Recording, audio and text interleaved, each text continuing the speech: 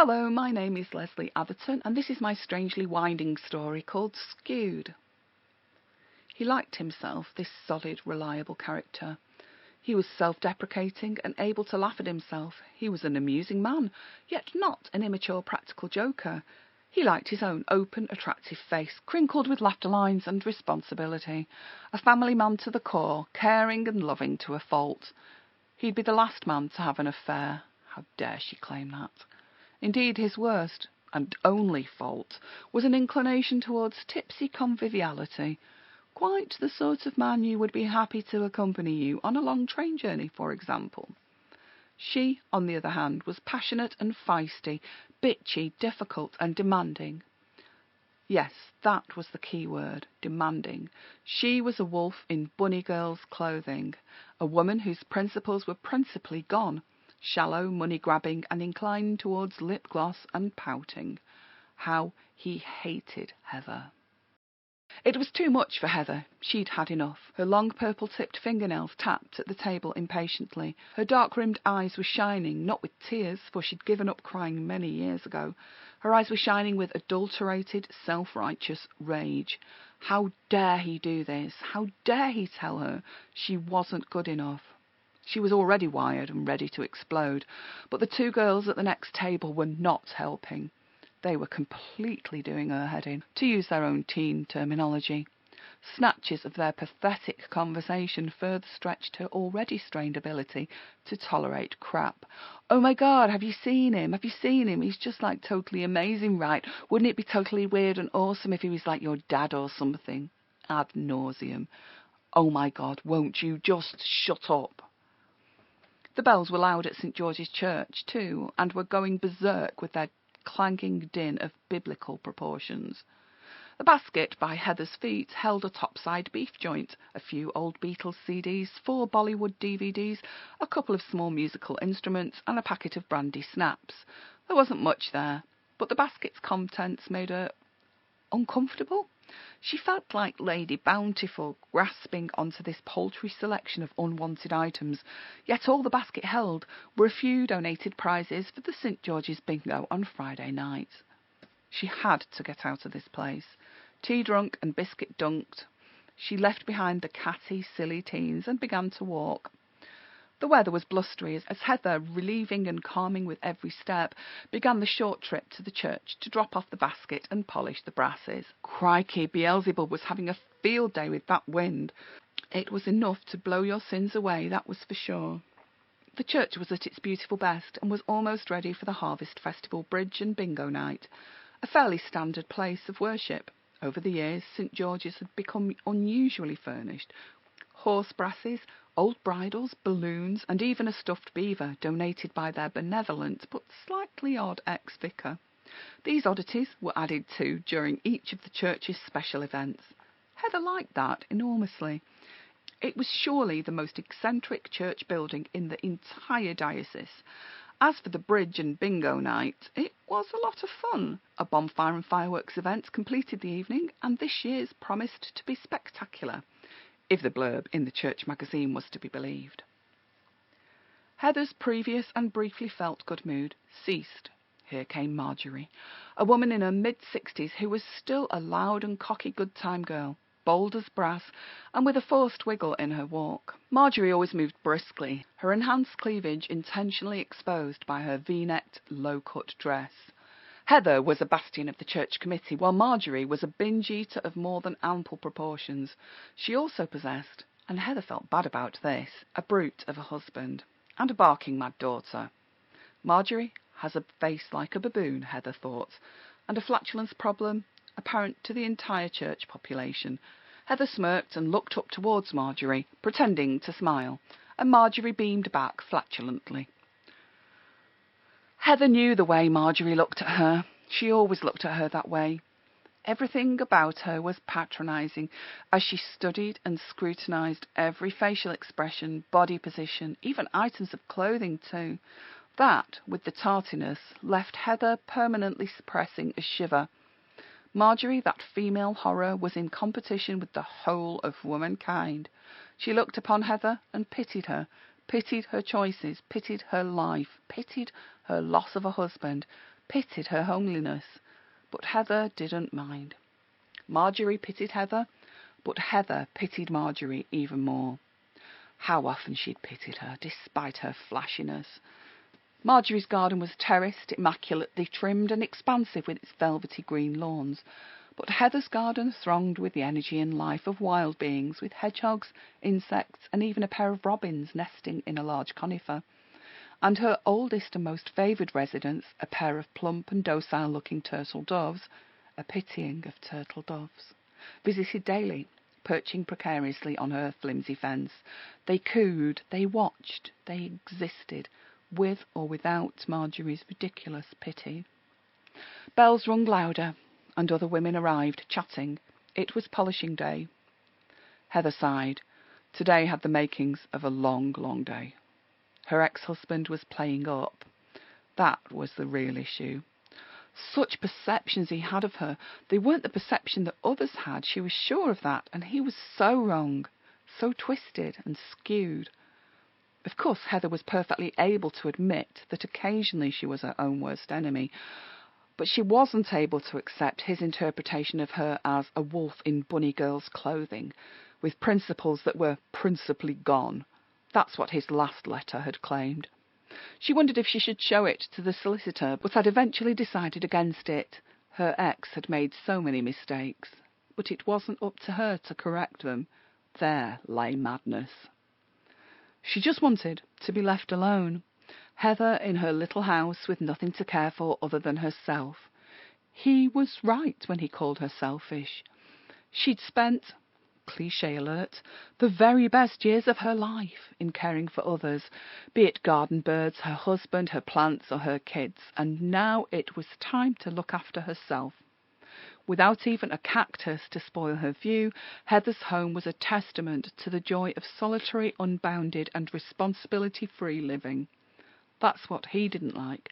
It hadn't escaped anyone's attention that he'd left for a better life, and doing so had been the making of her, while being the potential downfall of him. When they'd been married, their home had held many things. Some were broken, some were fixable, but most weren't. Of those that weren't fixable, some were still usable despite their faults. Daily, Heather had been forced and tricked into telling the time from a clock that wasn't working and wasn't fixable, as he claimed new workings wouldn't allow it to be hung on the wall without preventing its hands from rotating. But he kept it broken rather than fixing it, and he did so just to trick her. It was something else useless she had to look after, and every time she thought of it, she was reminded of him. As Heather polished, she blocked out the chatter of Marjorie and the others. She'd been thinking deeply just recently, and was having her intense and shocking dreams again, and the Cora situation didn't help. She'd been thinking of her again last night. She couldn't get Cora out of her mind, not just at night, but during all hours of the day. At first, the situation had worried her quite profoundly, but she was becoming accustomed to it now she had made her decision. Her lack of sleep, interest in food, music and friends was becoming commonplace rather than shocking. Most of the time she just sat and thought about Cora. Oh, don't think that it was love or an obsession. That wasn't how Heather worked. No, her interest in Cora was deeper and more disturbing than that. Cora was going to call round later. That was why Heather needed to get out of the house. Otherwise she'd go mad. She couldn't quite believe who Cora was and how she made her feel, and about her power over Heather and control over herself. Cora truly was astonishing, and what was even more astonishing was that it had taken until last week for Heather to realise it. Cora knew things too, things that Heather wanted to know, and Heather desperately needed to talk to her. The polishing, that oily camphorwood smell of an ancient church, and the pollen of the flower arrangements. She couldn't take much more of it. She didn't want to be home, and she certainly didn't want to be here. "I'm done now," she said to the cavernous, echoing building. "See you next time," and she left. As she walked home, a Land Rover passed. 2 owls perched, staring out of its back window. That was his car, the ex-husband from hell. Still, at least he was good to his birds of prey. Birds of display, more like. He made a fortune from showing their appealing featheriness and photographing eager youngsters with them. He didn't stop the car. Of course he would have recognised her, but he wouldn't stop. Stopping would have indicated a lack of control, and he was nothing if not controlled. Back in the old days, there'd been a buzz when they'd been in the same room. Friends constantly told her that they seemed made for each other. Friends would smile in that knowing way that unerringly unintelligent people have when trying to get someone else into your pants. He's practically begging for it, one friend had claimed, perhaps for the 4th time. Heather knew it to be true. She hoped it wasn't just physical, and that he'd looked past the surface her to see the real her, as the ladies' magazines would say. Of course he hadn't. She carried on walking. That part of town was well known to her, but she'd forgotten to check where her legs were taking her, and it occurred to her gradually that she was lost. The blacking out was happening more and more these days, but she was learning to live with it, and she knew that she had to think rationally. She must have made a wrong turn somewhere, and probably not very long ago. She knew she'd started out in the right direction when she left the church, but yes, she'd been distracted. New daydreams were welcome. This time she'd been thinking about seeing Blondie many, many years ago. It had been the best gig she'd ever been to, full of compressed power and energy. Oh, but that was so many years ago, and she was an older woman now, who was sensible and middle-aged. She wasn't concerned about the newness of the streets, not at all. They were fascinating to her. Inside each of the buildings she passed were traces of shut-down daytime life, and they offered brief glimpses into dentist and orthodontists' waiting rooms. Empty apart from windows of pot plants, it was almost possible to smell the dental amalgam and hear the drill. Gosh, her senses were heightened today, undoubtedly due to Cora's impending visit. I wonder if anyone I know used to get their braces done there, she mused, without much interest. She carried on walking. Heather thought of the film she'd watched the previous night. It wasn't her usual movie choice. In the thriller she watched, the Third World War was on its way. Everyone knew and everyone was waiting, but the leading lady didn't believe it. She believed that something or someone would step in before it got too late, before people died and others spent lives of disillusionment all screwed up with hatred, bitterness and resentment. Heather agreed with her, but she knew that she, like the character, was a nothing and a nobody. What could she do? Bloody nothing. She was a housewife minus husband and a political inebriate. She was no longer worldly interested and no longer even followed the news. There was only one issue which contained itself within her head and threatened to burst out with glory and madness. Things were happening. She could feel it in her bones. She read it in everything. Unexplained deaths, weird happenings. It was all about Cora.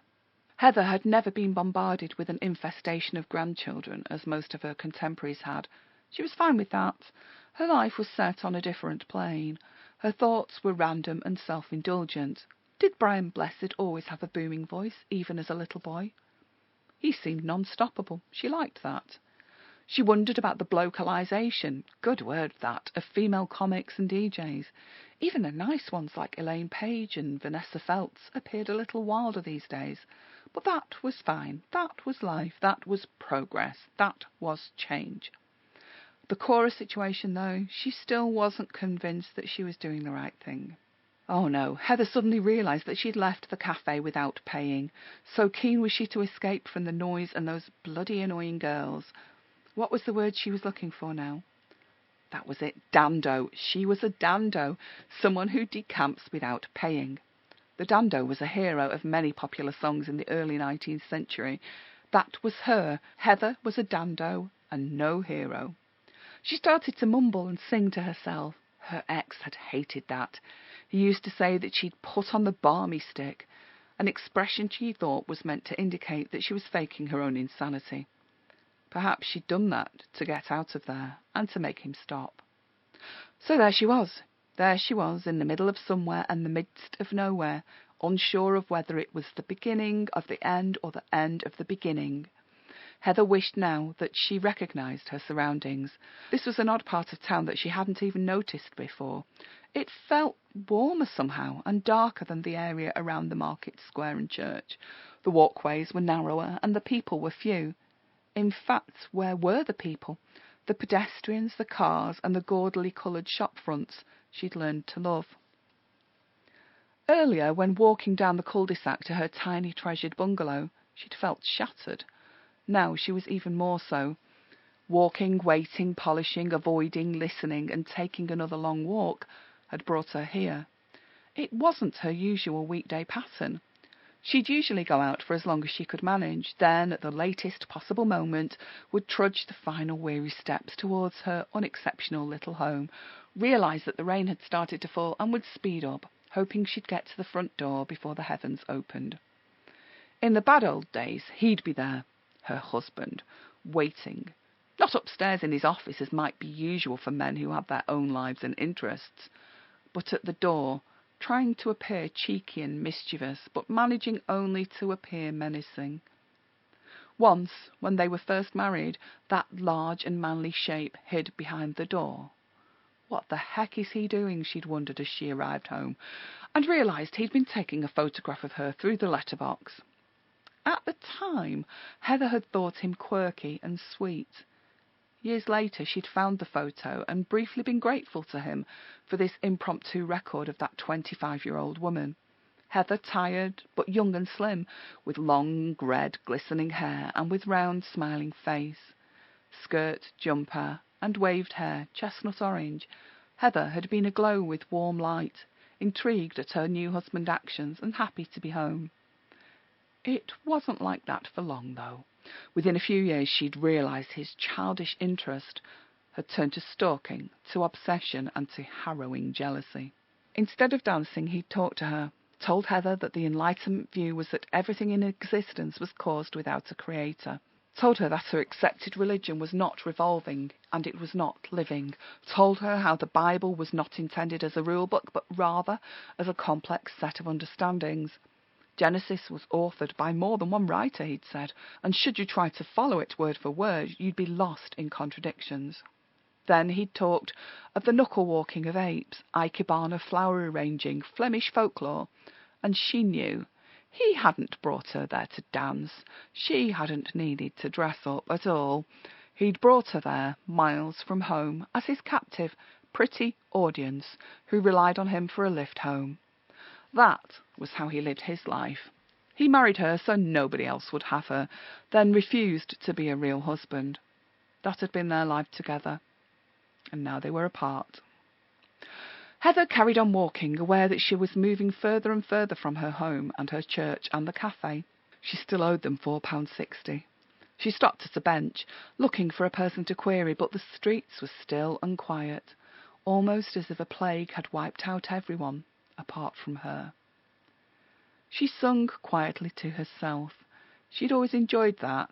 The theme from Handel's Concerto Grosso, Opus 6, number 11, sprung around joyfully inside her head. It was dignified and soaring, and as ever, she was drawn into the music's world. Melodies played in a hall of mirrors, a square window into a world of hollow cheeks and pinched, drawn faces. And through the round window, there she was, hamster-pouch cheeks, size compensating lack of presence. Returning to the first mirror, she saw the Heather she was accustomed to, plain, middle-aged, almost old, moderate, no contrasts, grown up too soon, settled and struggled beneath that middle-class eiderdown of complacency. Was this wandering out of focus and out of sight a despairing search for lost youth? Yes? No. More a journey into extremes and options, wannabes, has-beens, and could-have-beens. She thought of him again. He always had sneaked in where he was least wanted. A hair-filled, snot-filled nostril. That was how she remembered his face, how she hated it. It was the hatred that had brought about her own dream world, the place she'd been forced to inhabit just to get through each day. She'd drift off somewhere into a fantasy of who she could have been. In the background, typewriters clicked, phones rang, and people talked. Work days had been good days till he decided that she was too independent. He put a stop to her job. and she was left with only her hobby obsessions and their house full of half-finished, half-broken crap. Worn out, worn down, and always trying to find her personality, always searching for a way of breaking him down before he did the same to her. She'd managed. Oh, how she'd managed. It was a triumph of spirit and triumph of sensitivity over plain sense. But afterwards it hadn't been easy. Those in the know, the working professionals, the amateur pop psychologists, and the suffering unwell, described what Heather went through as a deep, dark well, a black dog, or a personalised grey cloud. To her, it was none of that. It had been experienced rather as more of a series of small and interconnected elastic bands, most being tight and constricting. Some were round her neck, others tightly wound around her limbs, others inside her body. They sandwiched together her fingers, and they stopped her legs from walking, from getting up and moving. They stopped bodily functions like eating and sleeping. They squeezed together her vocal cords to stop her talking, and they trapped her brain inside its sticky mass to stop her thinking. Words came and went, but they were rarely the right ones. Her right eye twitched as if the elastic bands were pulling it. First from inside her body, then from outside, pulling, pulling, pulling. And all noise had hurt, even her beloved music. It was always too bright, always too hot and busy, always too congested and too full of activity. She tried, she really had, but his control was still there, though she was almost free of him. Her friends had told her to move from the bed. Just do it, get started. And she tried, as if it was that easy. But her bands dragged Heather down and pulled her once again into their suffocating comfort. Her best friend moved each limb for her, one at a time, trying to motivate as she pulled her gently off the divan, feet first. Heather had remained horizontal with legs and feet raised. "It's a start," her friend said, with a smile. She was a good friend, and she understood. This phase of the darkness didn't last long because, before Heather had realised changes were being made, she was being pushed into a sitting position, her friend's big hands on her shoulders pressing and levering her upwards. She hated the world at that moment and knew she couldn't cope with or deal with anything outside of her small room. Still walking through silent streets, Heather shivered when she remembered how that time had felt, or not felt. It was the numbness that she remembered most. No creative thoughts, no emotion apart from the occasional burst of hate or sadness. Then numbness again, a self-protecting numbness. How relieved she was that this was far behind her and that he was unable to hurt her any more. And how odd that her feet, which usually ached as badly as those of any average middle-aged woman who was a little overweight, and who'd spent a lifetime in inappropriate shoes, were still moving and carrying her forward, seemingly light as air. This was not trudging, this was floating. She turned right into the alleyway. She'd never been there before, but she knew she had to walk down it into its special world. Shops shuttered, all higgledy-piggledy, all hand-painted signs, all unknowingly quirky and peculiar, all closed. It didn't matter. Heather loved it on sight, this cobbled alley with its mischief and sense of excitement. She loved the imagined faces, the expectancy of the invisible children, and the essence of magic in the air. She got a glimpse behind reality of a little girl, pigtailed and freckled, staring into a shop and wishing. Not a chance, thought Heather, and the girl's happy chatter was replaced by a long, resentful silence. Unseeable and unreadable, she sulked motionlessly, and then was gone.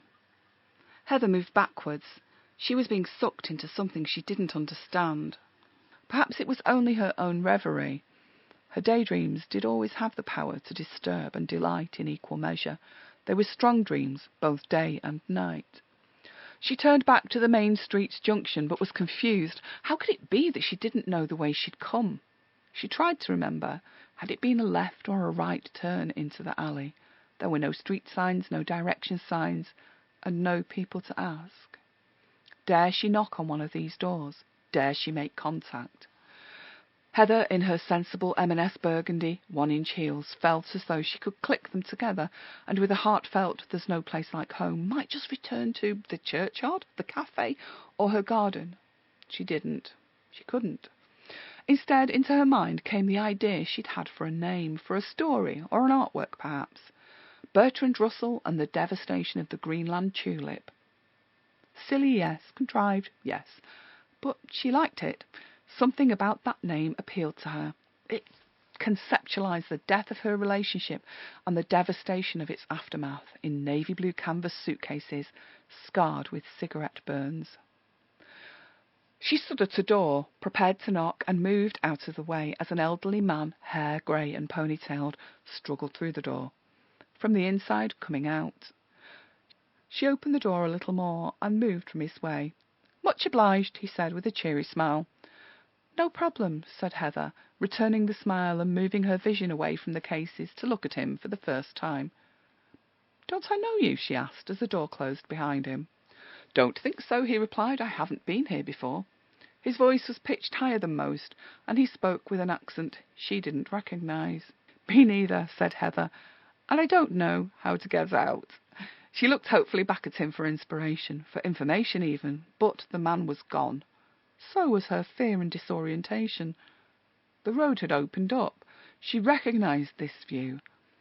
Her skewed reality was okay. She was only half a mile from home. Heather continued her walking, thinking of Cora and her husband.